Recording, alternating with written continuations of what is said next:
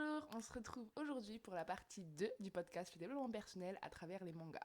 Avant de commencer, je tenais à tous vous remercier pour ces retours positifs. Donc allez, c'est parti. Commençons avec Kuroko Basket.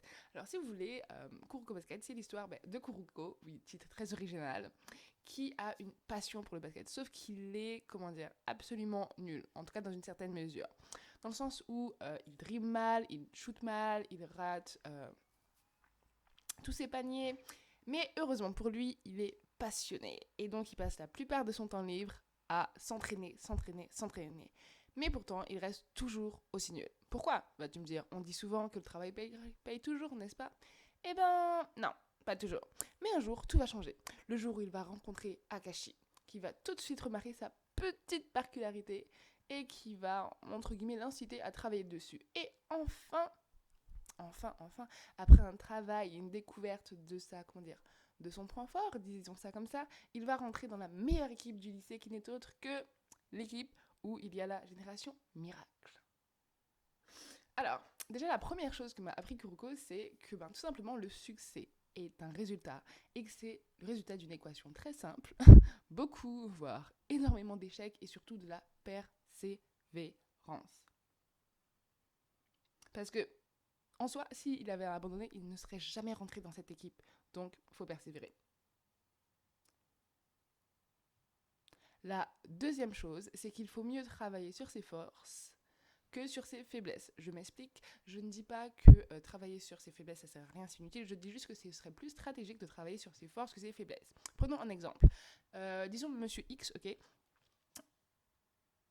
il est super fort pour tout ce qui est la prise de parole à l'oral, alors qu'à l'écrit, bof, tu vois. Et bien, si il s'entraîne sur ses faiblesses, donc le fait d'être bof à l'écrit, peut-être qu'il va devenir moyen, tu vois, ou un peu moins médiocre, dans le meilleur des cas. Alors que si il se focalise sur ses forces, il peut littéralement faire il peut littéralement, devenir excellent dans la prise de parole à l'oral et limite en faire un art. Tu vois ce que je veux dire ? Passons au deuxième manga, qui n'est autre que l'attaque des titans. Franchement, j'adore ce manga. Enfin bref. Alors, si tu veux, c'est l'histoire d'un monde où l'humanité vit entourée d'immenses murs pour se protéger de créatures gigantesques qui ne sont autres que les titans. Oui. Alors, en gros, ça va raconter comment l'humanité va faire pour reconquérir son territoire et comprendre l'apparition de ces titans. Et ce que j'ai beaucoup aimé dans ce manga, ce qui est ressorti, c'est que le monde est cruel, très cruel, et que avoir la chance d'y vivre d'une certaine manière, c'est un peu comme un miracle. Et je trouve que malheureusement, dans notre vie, nous oublions d'être reconnaissants, de savourer les choses que nous avons. Et c'est peut-être parce que, en fait, notre vie est trop stable, tu vois. Elle est plus ou moins calculée, on se réveille, on mange, on travaille, on dort. Et quelquefois, lors des fêtes ou lors, d'événements, on va un peu légèrement changer ce schéma, tu vois, mais pas vraiment. Donc en soi, ce manga m'a rappelé tout simplement que il fallait que je sois reconnaissante d'avoir un corps sain, d'avoir un toit, d'avoir une éducation, etc. etc. Et d'ailleurs, c'est un peu grâce à l'attaque des titans que j'ai réellement commencé mon journal de gratitude. Comme quoi, la vie nous surprend. Le manga suivant n'est autre que Death Note. Franchement, j'adore ce manga. Mais en fait, j'ai l'impression de dire que j'adore tous les mangas, mais je les aime vraiment tous. Enfin bref, alors, Death Note, je pense que tu connais ce manga, du moins j'espère. Hein. Si tu ne connais pas, franchement, je ne sais pas je ne sais pas ce que tu fais. Pour moi, sincèrement, c'est le meilleur manga dans la catégorie un peu policier, thriller, et tu vois ce que je veux dire. Et voilà, non, franchement, pour moi, c'est vraiment le meilleur manga dans cette catégorie-là, en tout cas. Après, je sais pas si tu as vu ce navet, cette adaptation sur Netflix. Franchement, lorsque j'ai vu ça, ça m'a crevé les yeux. C'est affreux. Franchement, ne la regarde pas, ne la regarde pas. C'est honteux. Franchement, c'est nul, mais c'est pourri. Enfin, bref. Alors, si tu veux, Death Note, c'est l'histoire de Light, qui est un jeune garçon plutôt très doué. Non, c'est pas plutôt si, il est très doué dans tout. Et il est fils d'un policier. Et un jour, dans la cour, entre guillemets, il va trouver un cahier qui n'est autre que le Death Note, qui va lui donner le pouvoir de tuer des gens simplement en écrivant leur nom. Et donc, à partir de là, tout va changer. Il va rencontrer Ryuk, qui n'est autre que le dieu de la mort. Oui, je trouve que c'est assez sympa comme contenant quand même, rencontrer le dieu de la mort. Enfin ouais. Et il va, entre guillemets, créer un monde plus juste selon lui. Hein. Voilà, mais bon, tu sais, un monde juste, tout ça, hein, ça dépend de chacun, donc voilà. Je sais que c'est pas très je sais que ce résumé n'est pas très détaillé, etc. Mais parce que justement, j'ai pas envie de te tuer l'intrigue, tu vois. Donc si tu ne l'as jamais vu, va le voir. Alors, la première chose que ça m'a appris, c'est que avoir tous les pouvoirs dans une seule main, c'est dangereux. Bon, je sais peut-être que tu vas me dire, non mais Sandy, tu sais, t'aurais pu le savoir avec tes cours d'histoire, les dictateurs, etc. Oui, effectivement, mais bon, à cette époque, l'histoire, ça m'intéressait pas trop, donc voilà. Deuxièmement, qu'une société parfaite n'existe pas. Et ça, j'avoue qu'au début, j'ai eu du mal un peu à l'accepter. Mais bon, je pense que c'est simplement parce que j'étais peut-être un peu trop jeune. Mais bon, allez, on va mettre ça sur la jeunesse, ok. La troisième leçon que ça m'a appris, c'est Ryuk, en fait, qui me l'a appris. Et c'est que une action va engendrer une chaîne de réactions. Et c'est fou quand même, parce qu'en fait, tu vas voir que l'histoire commence tout simplement parce qu'il a fait tomber son cahier. Il a juste fait tomber son cahier. Et à la suite de cette action, il y aura des morts, des stratégies. C'est quand même fou, non? Et, et me rendre compte de ça, tu vois, ça m'a évité beaucoup de soucis. Parce qu'en fait, si tu veux, à chaque fois que, tu sais, quand j'étais un peu plus jeune et tout, j'avais envie de faire des trucs un peu fous, des trucs un peu illégaux, disons, et ben, je pensais justement à cette cascade d'événements que ça pouvait amener, en fait. Tout simplement, je me disais, Sandy, si tu fais ça, qu'est-ce que ça va faire? Et à chaque fois, après, je me demandais, est-ce que tu es prête à prendre 100% de la responsabilité de ces conséquences-là? Et en général, la réponse était non. Donc, ça m'a vraiment évité beaucoup de déboires. Enfin, la dernière chose que j'ai apprise de Death Note, c'est que on doit être soi-même. Sincèrement, je trouve que la personne la plus énigmatique dans tout le manga, c'est elle. Et pourtant, si je l'avais vue dans la vraie vie, je suis sûre que je l'aurais juste trouvé bizarre et je l'aurais zappé, tu vois. Et la plupart du temps, on passe notre temps à vouloir plaire, impressionner les autres. euh, alors que, au final, si on doit leur plaire, si on doit vraiment leur plaire, tu vois, pour qui on est, ben, ils viendront naturellement. Et s'ils viennent pas, c'est tout simplement ben, que on n'était pas censé se rencontrer. En fait, si tu veux, l'histoire se passe dans un monde futuriste dans la zone 11. Et cette zone est contrôlée par Britannia, qui est un empire qui étend son pouvoir à travers le monde grâce à son avancée technologique. Et donc, si tu veux, le Japon est donc désormais sous l'emprise de Britannia. Et les habitants sont privés de tout droit et de toute liberté. Et on va avoir un personnage, qui est d'ailleurs le héros de l'histoire, qui s'appelle Lelouch Lampe Rouge, qui va s'opposer à la domination de Britannia. Et pour ça, il dispose du Guess, qui est en fait un pouvoir qui va lui permettre de faire obéir n'importe quelle personne. Mais, fait intéressant, il s'avère que c'est le fils de l'empereur de Britannia. Donc, tu vois, déjà, il y a un petit plot, parce que tu te dis, attends, c'est son fils, et pourtant il est contre, qu'est-ce qui va se passer? Sa quête contre Britannia, il va enfiler un casque, un manteau noir, et va prendre une nouvelle identité un peu mystérieuse et secrète en tant qu'activiste, et il va s'appeler Zéro. Et suite à ça, il va créer l'ordre des Chevaliers Noirs et s'allier au groupe de résistance et faire tout son possible tout simplement pour provoquer la chute de l'Empire. Et si tu veux, pourquoi il fait ça? Ben, il a deux buts. Hein. Le premier, c'est simplement de venger sa mère. Et le deuxième, je vais pas te le dire, il faudra que tu ailles voir le manga.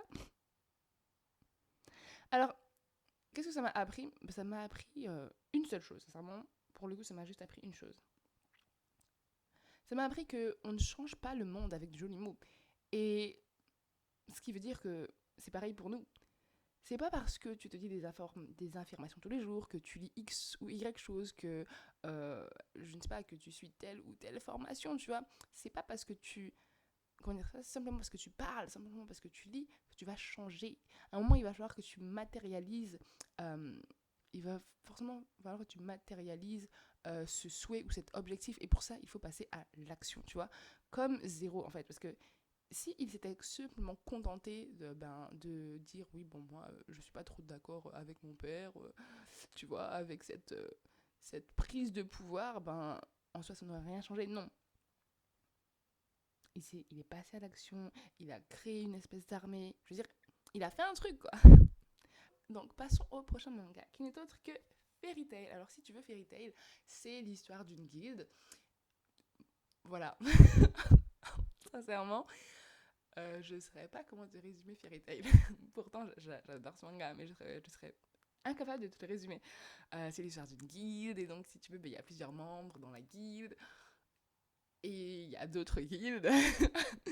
Et le but, c'est d'être le mage le plus fort, qui a le plus de connaissances, voilà, et il va te passer plusieurs choses dans ces guildes, voilà. Sincèrement, je ne saurais pas comment t'expliquer Fairy Tail. Désolée. Donc, on va tout de suite passer à qu'est-ce que ça m'a appris. Hein. Donc, la première chose que ça m'a appris, c'est de lutter pour ce en quoi je crois. Parce que s'il y a bien une chose qui te saute aux yeux lorsque tu regardes Fairy Tail, c'est que tous les membres de la guilde, peu importe quelle guilde, ils se battent pour ce en quoi ils croient. Et ils ne laissent personne se poser à leur objectif. Je pense que le meilleur exemple de ça, c'est Natsu ou Erza ou Jubia. Bon, en vrai, tout le monde. En vrai, tout le monde, mais on va prendre Natsu et Erza, ok. Et peu importe la difficulté, ils vont se battre, atteindre leur objectif. Et c'est ce qu'il faut faire, tu vois, parce que nous commençons telle ou telle activité, mais déjà de base, nous ne croyons pas en nous, tu vois. Alors comment tu veux pouvoir lutter pour quelque chose que déjà de base tu ne crois pas. Tu ne crois pas que tu en es capable.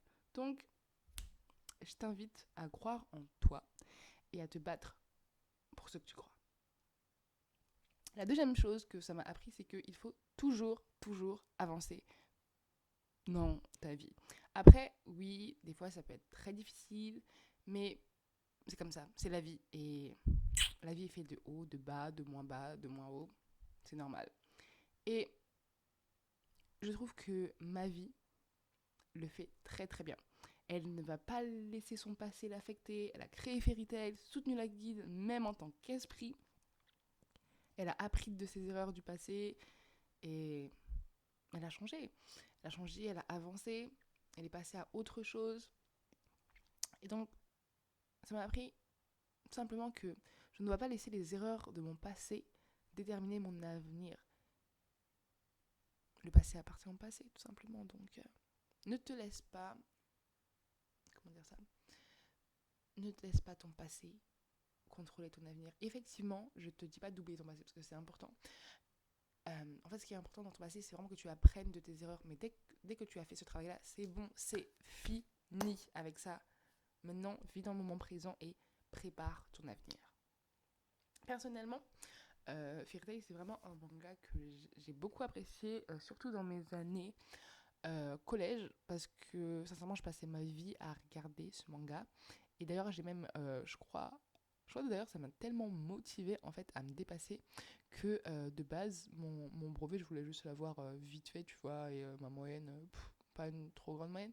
Mais avec ça, je voulais tellement me dépasser, genre, que je suis passée de, je sais plus combien j'avais, mais je crois que j'avais 11 ou 12 de moyenne à 15 de moyenne. Et j'ai eu mon brevet avec mention très bien. Donc c'était vraiment... Non, ouais, non, franchement, ça m'a trop motivée parce qu'en fait, à chaque fois que je les voyais, comment ils se dépassaient, et en même temps, ça paraissait facile, tout en étant compliqué. Je sais pas si c'est logique, mais je trouve que les mangas, ils arrivent comment dire, à nous pousser tout en nous montrant, tout en nous faisant sentir que c'est dur, tu vois, mais tu peux le faire toi aussi. Et y a un opening que j'aime bien. Je crois que la chanson elle s'appelle Dragon Force. J'aime trop cette chanson. Peut-être que je la mettrai quelque part si tu la connais pas.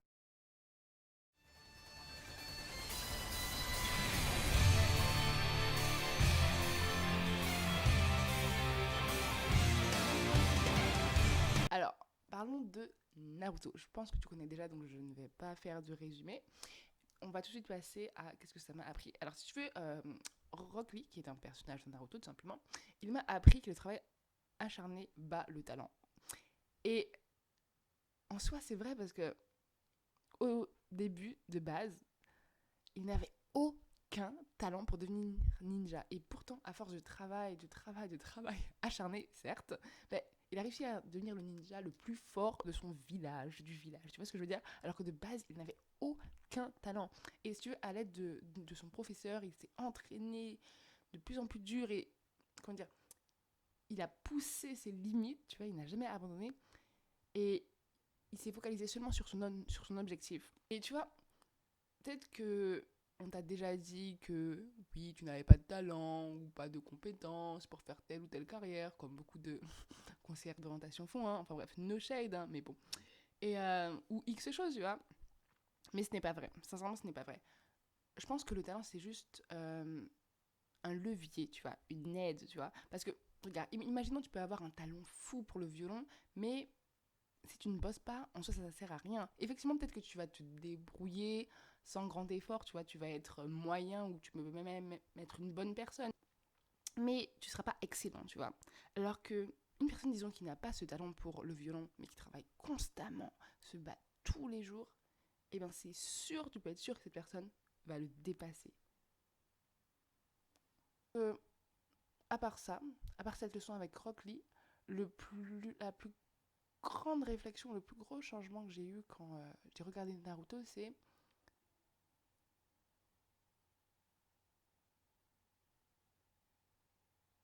est-ce que tu es sûr, Sandy? Est-ce que tu es sûr que tu veux vivre ça? Est-ce que tu as choisi la bonne voie?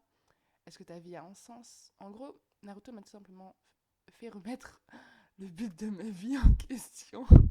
Ça paraît fou hein, quand même, comme manga te retourne comme ça, mais c'est vraiment cet effet-là que ça a eu.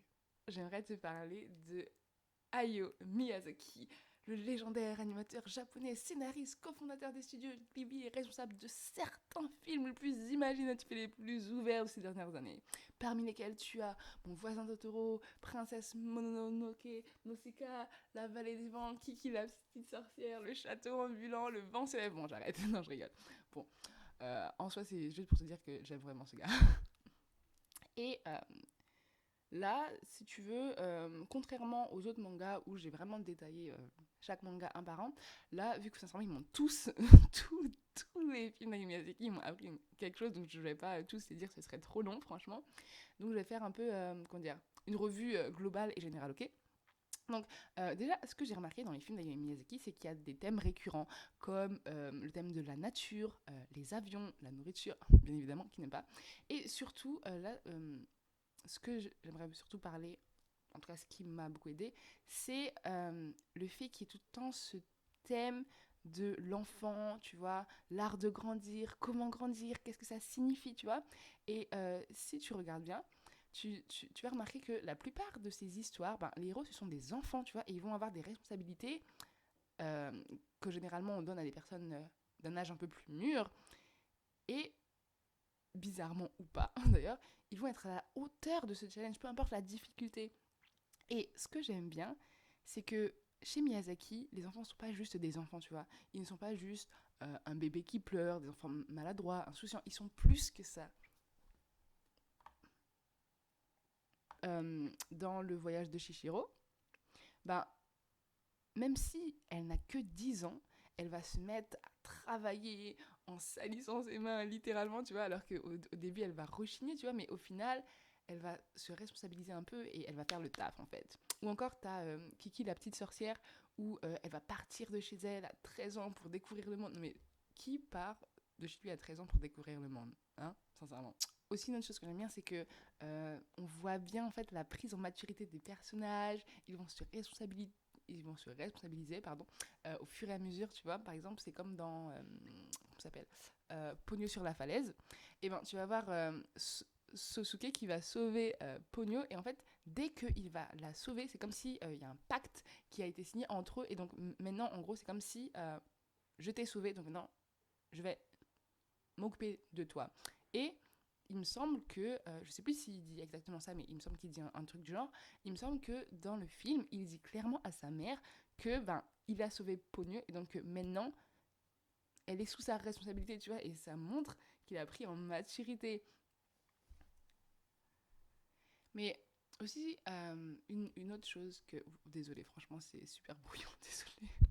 Euh, Il y a aussi une autre chose que les films d'Hayao Miyazaki m'ont appris, c'est que lorsque tu grandis, ça signifie perdre quelque chose. Mais heureusement, on gagne quelque chose de beaucoup plus grand. Par exemple, si on reprend l'exemple de Kiki la petite sorcière, et ben de base, elle a une capacité innée, tu vois, à comprendre son chat, à voler grâce tout simplement à sa magie. Sauf qu'à un moment, plus elle va grandir, plus elle va perdre cette faculté.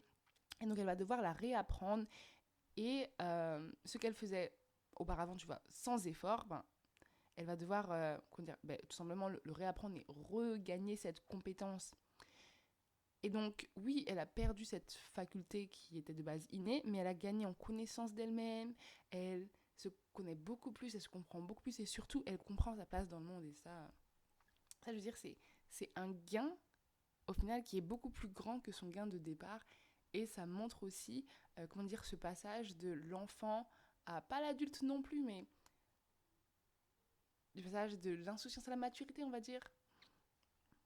Ce qui m'emmène forcément à la leçon suivante qui est que bah, le changement est inévitable en fait. Parce que si tu veux, dans Pogno sur la falaise, il y a le sorcier Fujimoto en fait, qui, tu sais, c'est le sorcier qui se trouve dans le sous-marin et qui voudrait que sa fille ne grandisse jamais et reste poisson toute sa vie, tu vois. Et sauf que, si tu veux, elle a le pouvoir bah, de se transformer en humaine. Il aimerait qu'elle ne le fasse pas parce que ça déséquilibre les océans, etc. etc. Mais malgré ça, à un moment, il sera obligé d'abdiquer tout simplement parce que Ponu, elle a un désir tellement fort de retourner sur Terre et de retourner sur Terre, d'être une humaine, tu vois, et tout simplement de rejoindre Sosuke, tu vois. Et donc, à un moment, ben, il va devoir se rendre compte que ben, la meilleure chose qu'il peut faire pour sa fille, en fait, c'est de la laisser évoluer et de quitter le nid, tu vois. Mais tu vois, malgré le fait que je t'ai dit que dans les films d'Ayumi Miyazaki, les enfants n'étaient pas seulement des enfants, que la majorité des choses qu'ils faisaient, ils le faisaient par eux-mêmes, etc. Malgré ça, on apprend que ils ne peuvent pas le faire tout seuls, tu vois, qu'ils ont tout, quand même des personnages, un entourage qui est avec eux, qui est là pour les soutenir, tu vois.